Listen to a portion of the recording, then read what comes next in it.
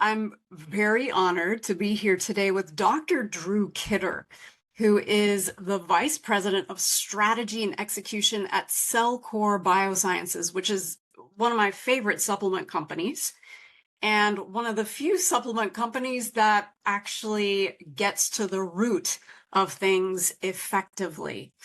Dr. Drew Kidder's experience in health and fitness has spanned nearly 4 decades as a former personal trainer and practicing chiropractic physician with extensive postgraduate training in functional medicine and clinical nutrition. Welcome, Dr. Drew. Thanks for having me, Lori. I'm so excited to talk to you because I had been trying all sorts of different supplements to help my people, especially to deal with hidden infections. I've been doing this for 25 years now. And things were just very surface. But the Cellcore products really go deep. And I think where I'd like to start with you is how you approach and how Cellcore really approaches these chronic illnesses like Long COVID, like ME-CFS, like fibromyalgia. So I'll leave it there for you. Yeah, great introduction. And as I said, pleasure to be here. Really, first of all, as you said, my intro, it's hard to believe because I'm only, 18, but I've been doing this for nearly 4 decades. And I'm a retired practitioner, right? So I love now that I'm able to help other practitioners and ultimately help their patients with a different mindset, a different, methodology than even what I early in practiced, right? That yes, I focused heavily on detoxification because I knew whether I was dealing with a patient who had issues with hormones or whether they had issues with digestive dysfunction, sleep cycles, weight loss, whatever, there was a toxic burden component of that. But I did, so many people jumped at just this, detox, phase 1, phase 2 of liver detoxification, right?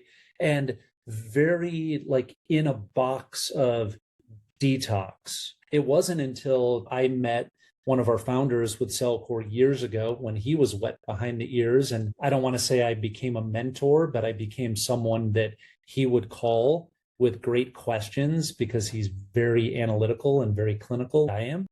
And looking at a deeper dive. And so looking at this in this world of what we often say is functional medicine, that what Cellcore has done since its inception is foundational medicine, because we're looking far more upstream at what is the cause of the dysfunction, right? Not just like allopathically, here's a symptom and let's treat the symptom.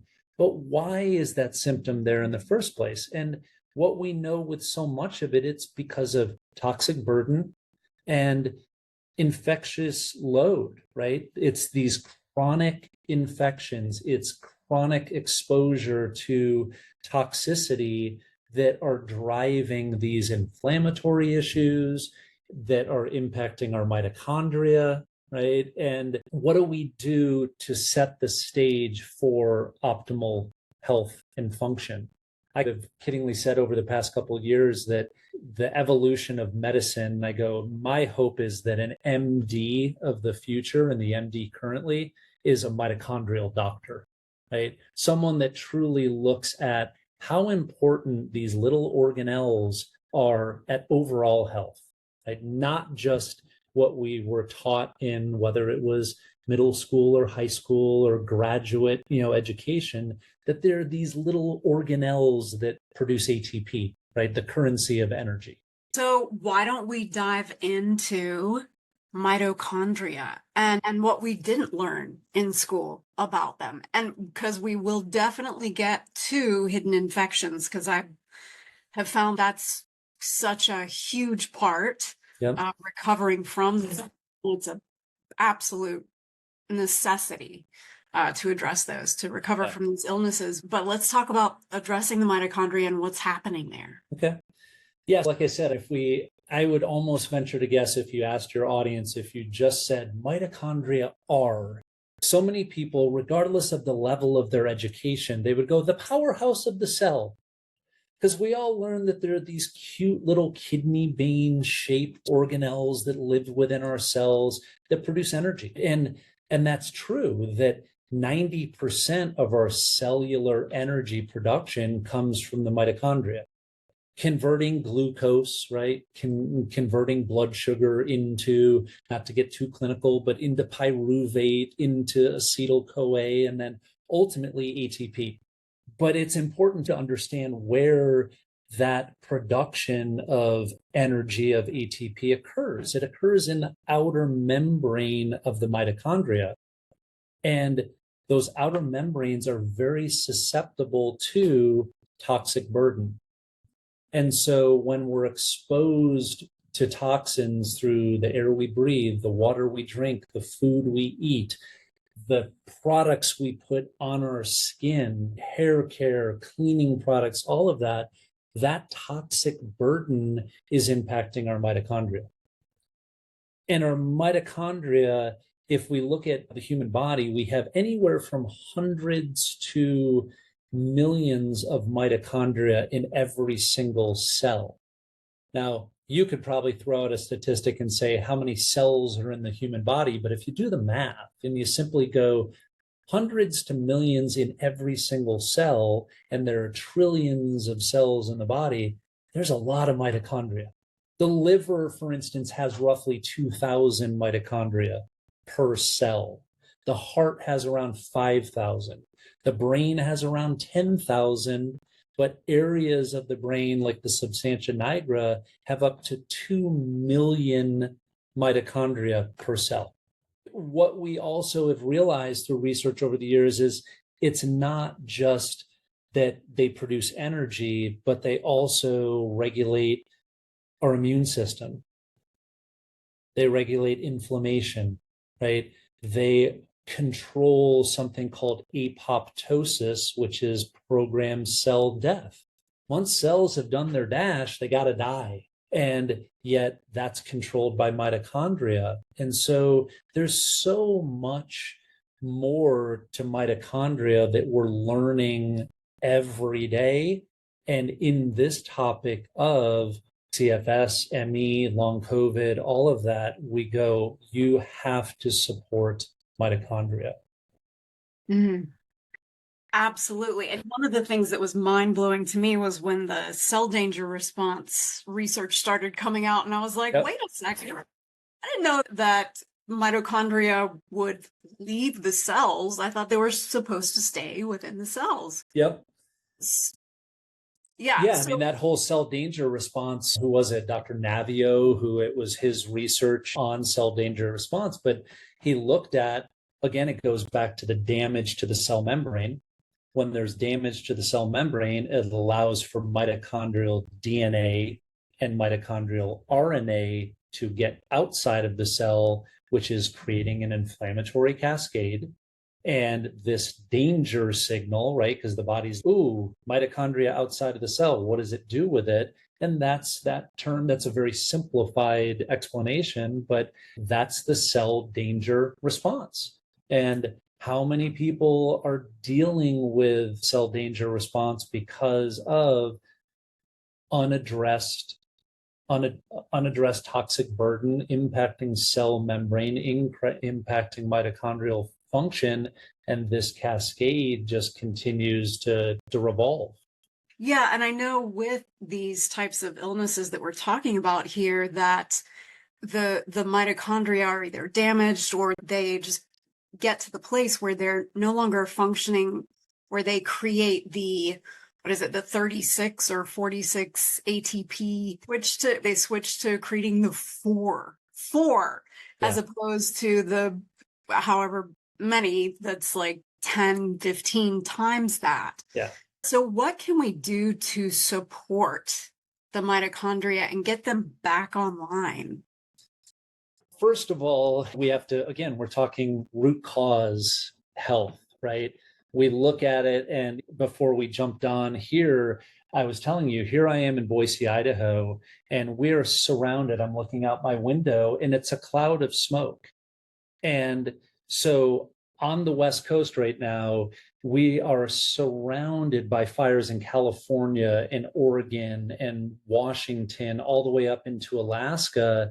And the air quality is terrible. Over the weekend, we had an air quality that was in the purple range. It was 156. And that's unhealthy for anyone, let alone people that are dealing with respiratory issues. Sounds like long COVID patients that are dealing with respiratory issues. But it's not just the smoke, it's what is in the smoke. We think, oh, wildfire smoke, it's trees, it's bushes, it's dry fields. What about what else is burning in that environment? What if it involves structures, right? Either residential or commercial structures. It's burning paint, it's burning metal, it's burning rubber. It's releasing all these volatile compounds into the air that we're breathing. That's just one example of being exposed to toxic burden that is impacting our mitochondria. So first and foremost, it's eliminating exposure. It's what do we do in our day-to-day lives to lower toxic exposures, to prevent the damage to our mitochondria. Because an analogy I use, we all like to look at, and Cellcore obviously has great solutions for that. But to think that, oh, all I'm going to do is take a product or I'm going to use a strategy to impact my toxic burden. I'm a big sauna guy. I'm a cold plunge guy. I'm red light therapy. I do all of my stuff to biohack. But that doesn't mitigate what if I didn't control my nutrition, if I didn't control the products that I put in and on my body, it's a moot point. So the analogy I use is, Lori, in your room that you're in right now, do you have a humidifier and a dehumidifier? No, doesn't make a lot of sense, because if you turn them both on, you end up with a net gain of 0, right? But what do we have to do? Maybe that is, oh, my room is humid, I better turn the dehumidifier on. Guess what? I may also have to turn the other one off. So what do we need to do with our bodies to prevent that toxic exposure first, but then address within our bodies what damage has occurred from the exposure to toxins? And we do know, all of the data supports the fact that our mitochondria are damaged by viruses, they're damaged by bacteria, they're damaged by vector-borne pathogens, right? Things like Lyme disease. They're damaged by toxins, and those toxins are mold and mycotoxins, they're chemical toxins, environmental chemicals, heavy metals, the list goes on and on. So, those are linked to the majority of disease processes that we deal with nowadays. Whether it's cancers, whether it's neurodegenerative or disorders, whether it's autoimmunity, all of those, heart disease, muscular dystrophy, type 2 diabetes, a lot of the autoimmune conditions, we can link back to mitochondrial dysfunction and toxic burden. One of the things that I did learn from y'all that I didn't realize before, I thought that reverse osmosis water was the best. Yep. And so that's what I used. That's what I recommended for my students and clients. And then y'all came along and said, nope, still letting through a lot of stuff. You got to use distilled water. Right. And what I have found with more than one of my students and clients, as they've switched from, and sometimes from having a super expensive full home system of reverse osmosis, when they switched to distilled water, some of them started to have healing responses because they were getting toxins before in their water and now they're not. And so now the body's ready to start kicking stuff out. But that kind of blew my mind there. Yeah, who would have ever thought decades ago that we would put so much energy and so much money behind water, right? You walk into any store nowadays and you have shelves of different water choices, like walking into a shoe store and you're like looking at sneakers going, I just want a pair of sneakers. And it's the same with water. Do you want a an alkaline water? Do you want reverse osmosis water? Do you want spring water, distilled water? Now there's a huge surge of hydrogen water, right? I have a hydrogen water generator because there's clinical benefit to that. But then it becomes this, okay, I'm going to take my distilled water and I'm going to run it, or vice versa. I'm going to take my reverse osmosis water, I'm going to run it through my distiller, and then I'm going to put it in my hydrogen water generator. It's, oh my goodness, just drink water. But Yeah. your point is very valid. The only way for us to definitively make sure that we are not exposed to any and all contaminants in our water is through the distillation process, because distilled water is the only way to make sure we've captured all environmental chemicals, anything that may be in normal water.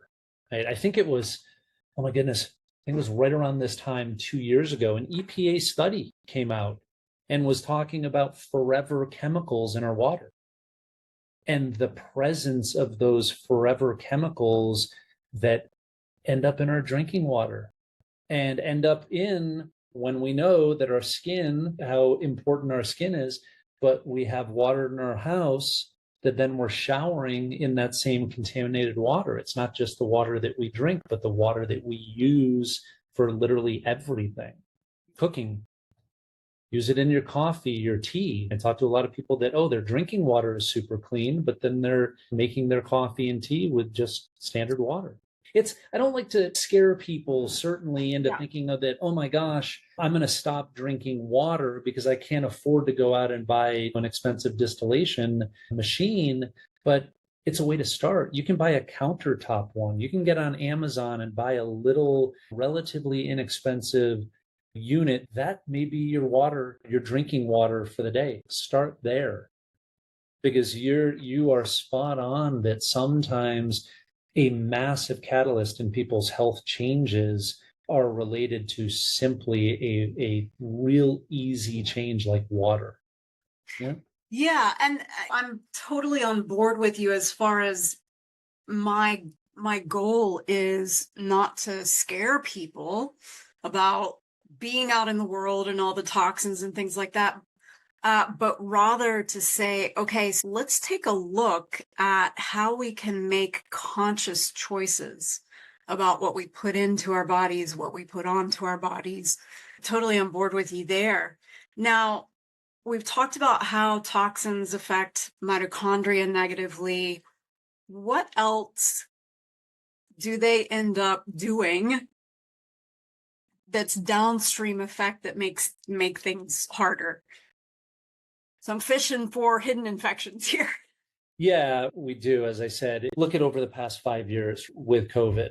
And as we said, how many people got super sick from COVID that were generally healthy or seemingly healthy, but some of it was unknown. It was the resurgence of things like Epstein-Barr virus. It was the resurgence of things like Lyme disease, right? That maybe decades ago they had Lyme, seemingly treated Lyme, but then as a result of COVID, all of a sudden there was this cascade again.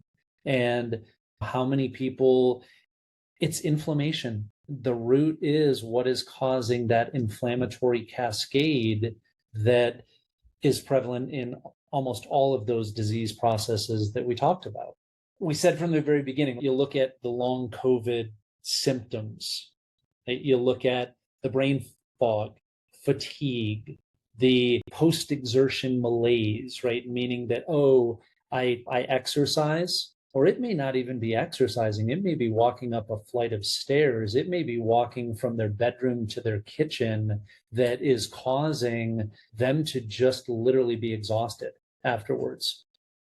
Now, the challenge with that is you and I could list off a lot of other disease processes, conditions that present the same way, right? Waking up in the morning thinking you slept well and yet you're exhausted. And is it long COVID, or is it adrenal dysfunction? Is it some other hormonal dysregulation?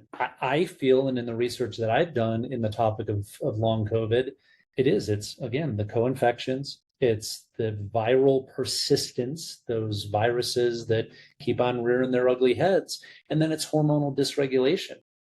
Because I've even seen a couple of studies that show when it comes to adrenal dysfunction in long COVID patients, their cortisol levels are low in the morning.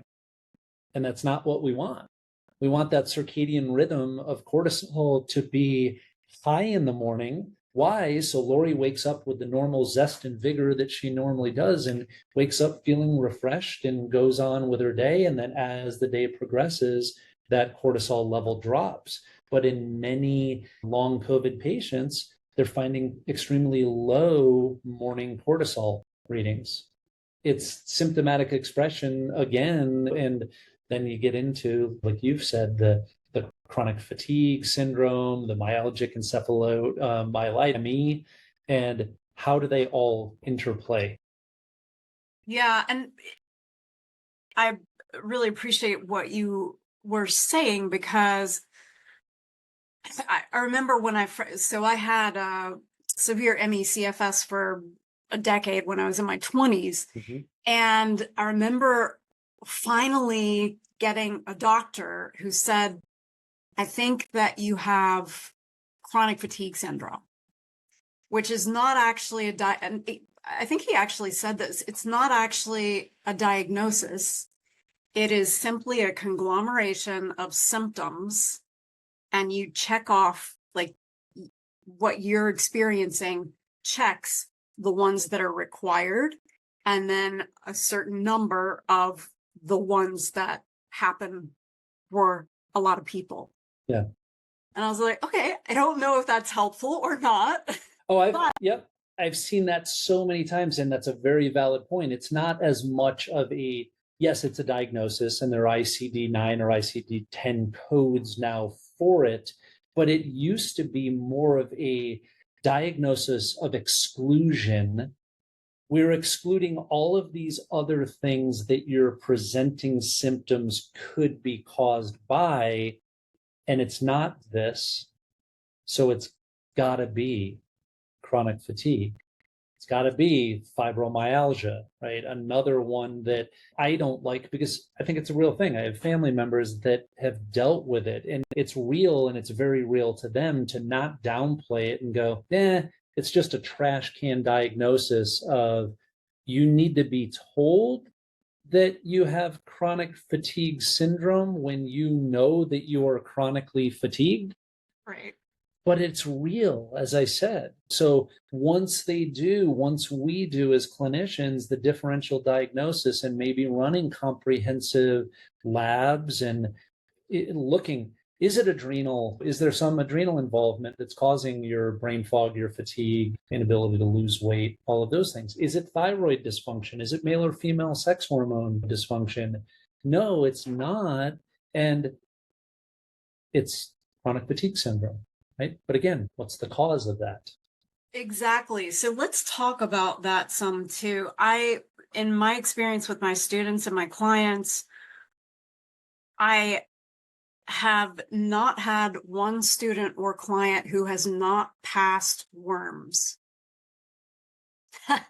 Yep. In at least in the early stages of treating, and sometimes just with starting the eating plan, the eating program that I have. So not even taking no supplements even. And this was one of the reasons that I love Cellcore so much, is because they are effective. And I've had people come to me and say, I've done a parasite cleanse. And I'm like, you gotta be super thorough here.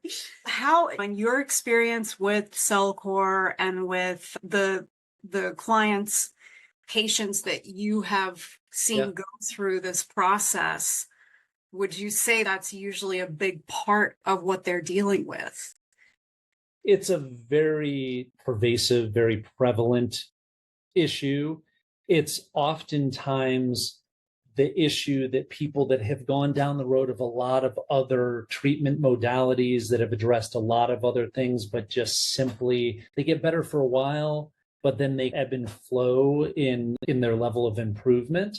And it's not until a clinician looks and says, okay, wait, you've done this and this. but you've never done a parasite cleanse, a parasite protocol, or maybe you did, but it wasn't as comprehensive as those with Cellcore, that they do that. And it's a game changer in terms of their health. And so I like to kiddingly, when I was in clinical practice, parasites were not a big focus of mine. And to be perfectly honest, and I've had these conversations kidding around with, our founders, and especially with Dr. Todd, going, really, is it that pervasive? This was years and years ago. And it's almost when you're a hammer, everything is a nail, right? When you're a practitioner that focuses on parasites, everyone has parasites. But now I go, it's an issue. And take this with a grain of salt, but I kiddingly say oftentimes, here's my test for whether or not you have parasites. You take your first two fingers on your right hand and you apply them to your radial pulse on your left wrist. And if you have a pulse, you have parasites. Now, with that said, whether or not those parasites are problematic for you has 100% to do with your overall health status, your inflammatory status, your toxic burden, toxic load, because in an ideal world, our body should have the ability to properly rid toxins, rid parasites, but that's providing all of those systems are set up properly, right? Are you having regular bowel movements? And I use the word regular loosely because we've all seen those clients or patients that you say, so Sally, do you have regular bowel movements? Oh yeah, yep, absolutely. And then you find out weeks or months down the road that regular to Sally means she has a bowel movement once every 4 or 5 days. That's not regular. So what is the body's ability to get rid of those toxins and those parasites? So when I say that, kiddingly, check your pulse, and if you have one. Do you have pets?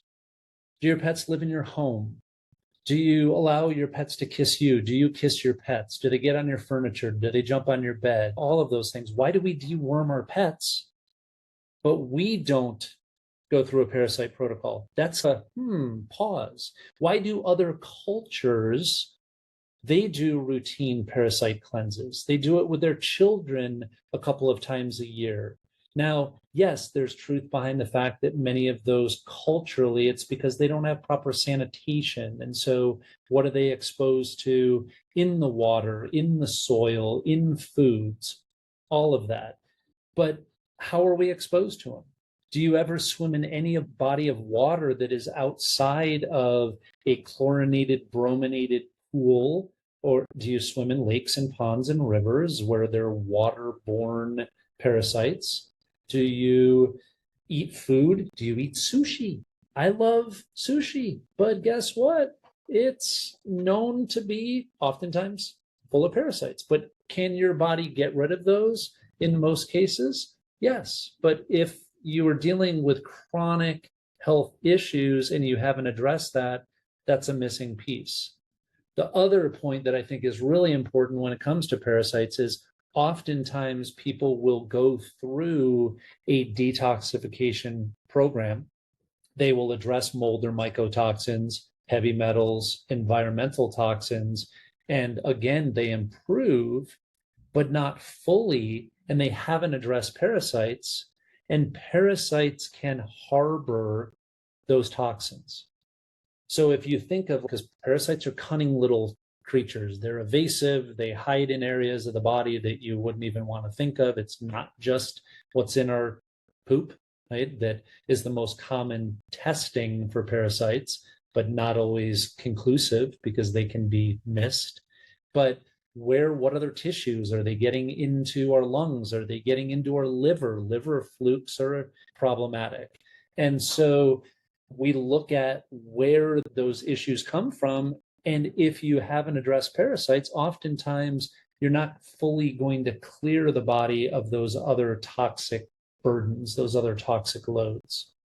So I hope that kind of helps. Long answer to your short question of parasites. No, that's beautiful. That's perfect. When you mentioned the people getting better and then it comes back, and taking a look at at that. I've had several people come to me with Lyme, right? And they said, I did all the antibiotics, I treated with a top doctor and all those things, and it did get better, and now it's back again. And that's exactly where we look, because Lyme can be inside parasites, mycotoxins, all those things, other toxins, other critters even. And it's one of those things that we do see with long COVID. And that, as I mentioned earlier, someone that dealt with a Lyme diagnosis decades ago and went through, in many cases, conventional treatment, antibiotic therapies, all things like that. And it can be a long process to, address Lyme disease and its co-infections, right? Babesia, Bartonella, but it's then reignited in long COVID. And you see this viral persistence and parasitic persistence, almost like pouring gasoline on the fire with what had been a dormant infection and the patient hadn't been dealing with any symptomatic expression with Lyme or Epstein-Barr virus. Even I've heard of cases with even things like kind of dormant mononucleosis and things like that, oh my gosh, I dealt with that when I was in college, the kissing disease. And now all of a sudden here I am, a senior citizen, and I'm dealing with a reigniting of a dormant viral load. In much the same way, you look at things like chickenpox, and then you deal with shingles and things, the herpes virus, and how many people it's cyclical. So when you put it in that frame, sometimes people go, oh yeah, sometimes they don't fully go away. It's just suppressing the symptomatic, expression of it. Absolutely. And another reason that I was like, okay, these guys know what they're doing with Cellcore is because of the way that the comprehensive and the foundational protocol is set up, which is, all right, first of all, we're going to support the body. We're going to start pulling out the toxins. Then we're going to go for the larger pathogens, the larger parasites, because they hold these things, right? And then we gradually get to the smaller and smaller ones. And I was like, yes, they get that's how we do this. That makes sense. You set the stage really perfectly that it is, we refer to it as a roadmap, right? A roadmap to health. And it's almost that same methodology of if you fail to plan, you plan to fail, right? How many people you've probably seen them as clients of yours. I certainly saw them as patients of mine that they say, oh, I did a detox years ago and it was horrible. I got so sick, right? Terribly sick. And I go, oh, so you had Herx reactions, right? Herxheimer reactions. And that's your body not being prepared to detoxify. So we talk about the importance of drainage before detoxification. And so when we look at the foundational medicine approach and our foundational protocol, it's first and foremost addressing mitochondria, because as I said right at the onset, we have to support the mitochondria of every organ, gland, cell of the body. Because if we don't give the organs, if we don't give the cells the energy to do their function, they're never going to optimally function. Again, when we look at, 5,000 mitochondria per cell, 2,000 mitochondria per cell in the liver, right? What if you're not supporting that mitochondria? How do you expect liver detoxification to occur properly? So supporting mitochondria and then moving into drainage before detoxification. Again, detox, phase 1, phase 2 of the liver. But if you've seen, and unfortunately I can't show it, I'll just do it with my hands, the drainage funnel, right? The drainage funnel, the very bottom, is the colon. If you are not pooping, excuse me, but we talk a lot about poop. If you are not having regular bowel movements, and when I say regular, minimally 1 to 2, I like to see 2 to 3 bowel movements per day, you are not going to be ridding the body of toxic burden, because those toxins from the liver are dumped into the small intestine and through the digestive system. And if they're not eliminated through your feces, there's autotoxification, there's a recycling of those. But then we move up that funnel and we move into the liver and the bile ducts. Does your body have adequate bile to grab onto those toxins and get it out? How about lymphatic flow? Our lymph system, our lymph fluid in our body is what's going and pulling a lot of toxins from the cells and from between the cells. So we've got to support the lymphatics, and we utilize products for that. But guess what? One of the best ways to support lymph is movement, vibration, even bouncing, right? Being on a little trampoline and just moving, you can stimulate lymph flow with lymphatic massage, that type of thing. And then all the way up to, in that drainage funnel, is detoxing at the cellular level. How are we getting the toxins out of the cell? How is our glymphatic system, which is the drainage of our brain into our lymph, how is our brain detoxifying really at the cellular level? So it's not until we address mitochondria and drainage, we really feel comfortable in moving forward to truly start binding onto toxins and getting them out of the body, right? Binding on to killing parasites, getting the parasites out of the body, because if you're killing the parasites and those parasites are also harboring some of that toxic load, when you kill the parasite, they release the toxin. If you don't have the binders to bind onto the toxins that are being released, again, it's this vicious cycle. Absolutely. And another one of my favorite things about Cellcore is the binders. Mind blowing. So traditional binders, right? Yeah. They, first of all, are not super effective, most of them, but also they pull out your nutrients, unless you're talking about something like chlorophyll or something like that. Yeah. But even that is just not very effective. So amazing Cellcore binders that they don't bind to the nutrients, they only bind to the toxins. How do they do that? Great point with other binders, right? And there are other amazing binders that serve their purpose, right? We can think of things like activated charcoal, very known binder. And unfortunately, activated charcoal is very commonly used in allopathic medicine in the ER, right? Or the ED. Someone goes into the emergency room with a drug or alcohol overdose. What do? They pump them with charcoal. Why?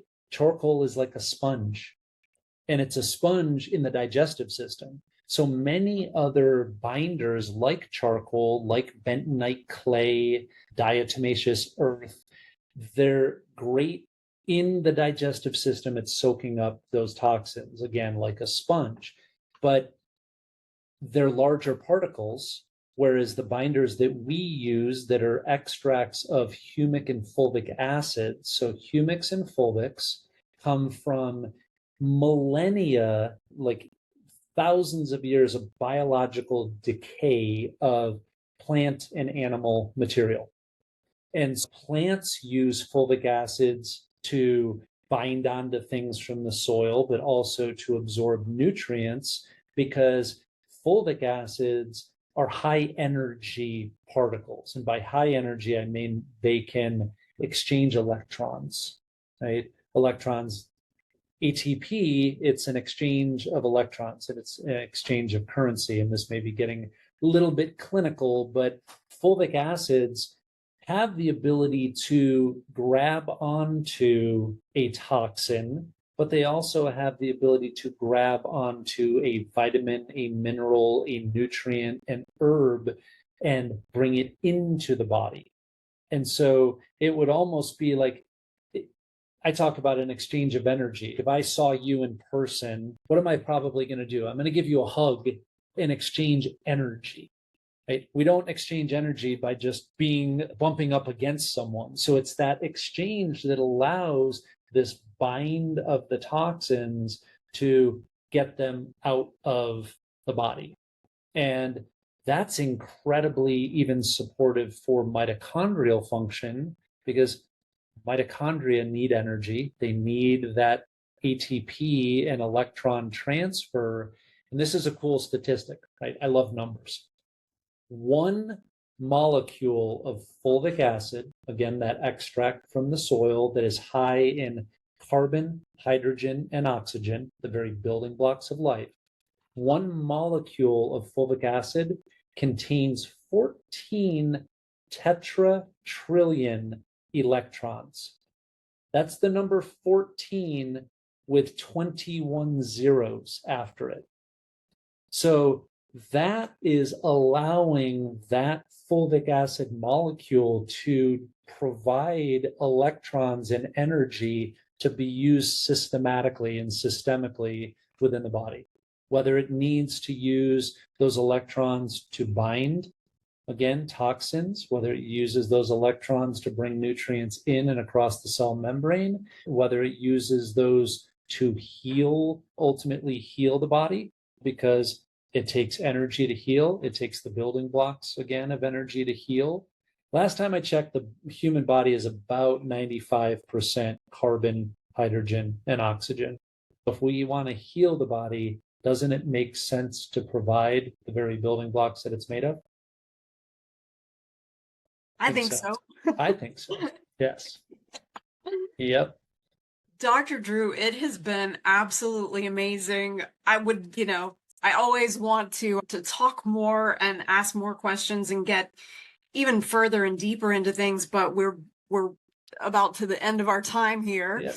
Thank you so much. Thank you. And yeah, for anybody who's watching, we are going to have links down below how you can access, of course, the Cellcore products that we use, but also if you're a practitioner and you're watching, then we're also going to put a link as to how you can be a Cellcore practitioner. And I have to say that y'all do one of the best jobs of training in the science behind the Cellcore product and these illnesses that people have. So, well, I'm a firm believer in, and this goes both on the practitioner and the patient side. I'm a firm believer that educated practitioners have educated patients, and educated patients get great clinical results, right? And we put it, whether it's on the practitioner side or the patient side, we try to do things in, for lack of better terms, digestible. Here we're like a detox and gut health company. We want to make it digestible. We want to make it understandable, but also actionable, right? Things that you understand why you need to do it as a practitioner, understand why you need to do it as a patient, and just walk you through a very systematic, process with that. Try to eliminate the confusion. Yes. Yeah. And I totally agree in that the more educated we are as patients, first of all, the more motivated. Okay, this is why I'm doing this. Right. Now it makes sense. And this is amazing technology. So the belief, I think that foundational belief of, okay, I see why this is working. Yeah. Why this can work. Yeah. So, and to have the hope that it's going to work, right? I think that's one of the greatest things as practitioners is to provide hope to patients, because a lot of times, unfortunately, chronically ill patients, they've lost that hope.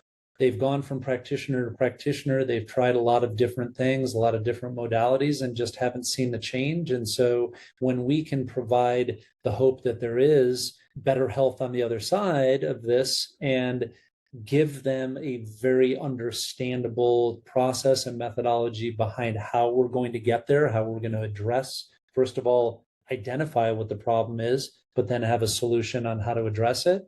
That's where I think as practitioners, one of the greatest things that we can be is hope dealers, right?